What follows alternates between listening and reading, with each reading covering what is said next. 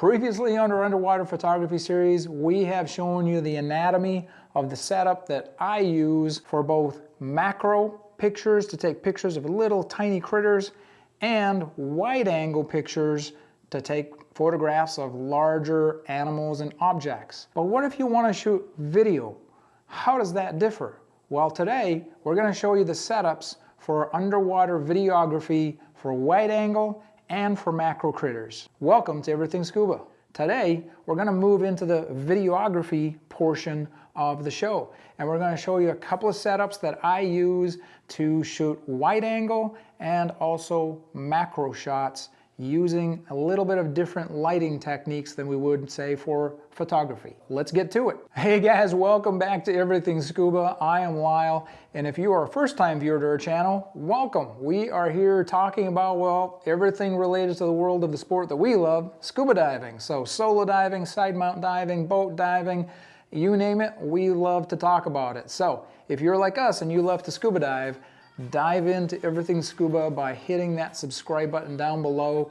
Ring the notification bell so you don't miss out on great scuba diving content coming up in the future. As you can see, this is a little bit of a different setup compared to what we had for our photography portions, looking at having the mini flashes attached there, which are quite small and a much lighter setup. So let's work our way from the center out to tell you exactly what we have attached to this system. So we're still working with the AOI backscatter octo housing for the Olympus EPL10 or Pen 10. The Pen 9 camera will fit in here. They're essentially the same camera, just a little bit of different software inside each of those. In front, we have the AOI 09 Pro wide angle wet lens. And so this attaches to the front of the camera.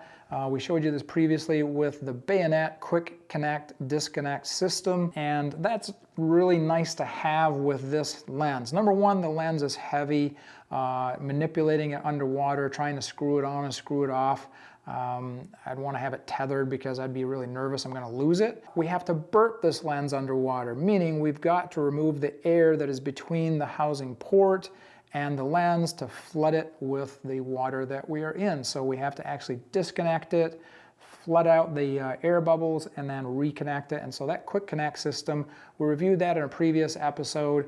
Go check that out if you haven't seen it. I would highly recommend it if you're going to do a large external wet lens. But this wet lens, because it is so heavy, it's going to make the front of your camera much more negatively buoyant. So that camera system is going to want to tip in the water. You're going to have to constantly fight to keep the lens up. And so many times if you're going to invest in a large external wet lens, you're also going to add a lens float to that. So this, in essence, fits around the neck of the housing and the lens, and it just helps to really put it in a nice position in the water. Adds a little bulk to the system, but it's negligible underwater. You really aren't going to notice a big difference there.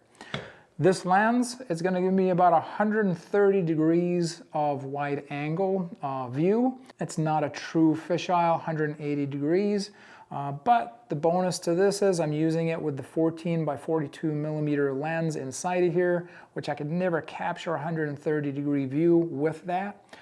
The other bonus to that is the 14 by 42 lens is zoomable from 14 to 42 millimeters.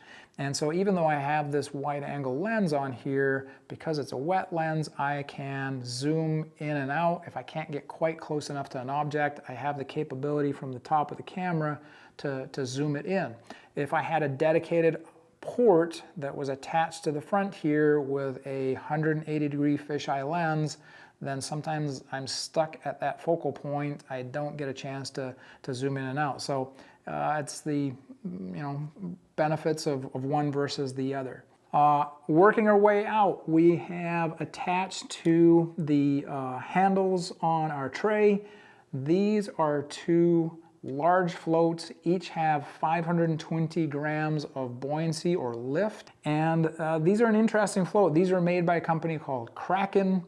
Kraken Sports. I think in Europe they might be called WeFine. These are interesting because they're adjustable. Many floats, when you buy them, It has the amount of lift that it has, and that's it. You can't do anything else to it. But these have a port here where you can actually intentionally flood water into the inside of the float. And so then I can adjust its buoyancy characteristics underwater to really give me a nice setup.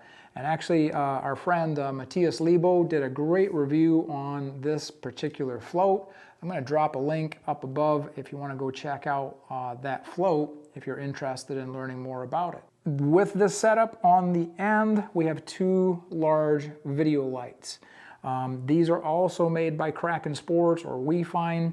These are the mini solar flare 12,000 video lights made by Kraken Sports or WeFind. As the name would suggest, they each output 12,000 lumens of light, so that's kind of how we view light power underwater. They do a phenomenal job. They've got great color intensity, and I found with the quality of these lights, Kraken Sports, they've been around for a long time, they do a phenomenal job, and the cost factor, that's what attracted me. However, they have some other cool features about these lights.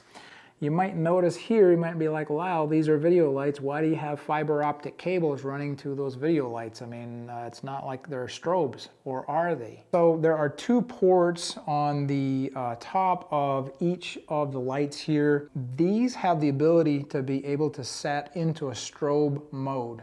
And so if I'm taking some video and I want to shoot some still photography, for example, I can actually set one or both lights into that strobe mode function.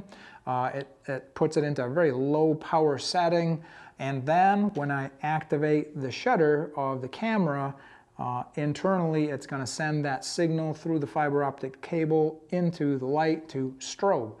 And these will strobe at 15,000 lumen, which if both of them are set for that, that really lights up the water in front of you and allows you to capture some still photography even though you're using large video lights. So I like that feature. So now that we've looked at the wide angle world, on our next episode we're going to show you how we recorded this little guy.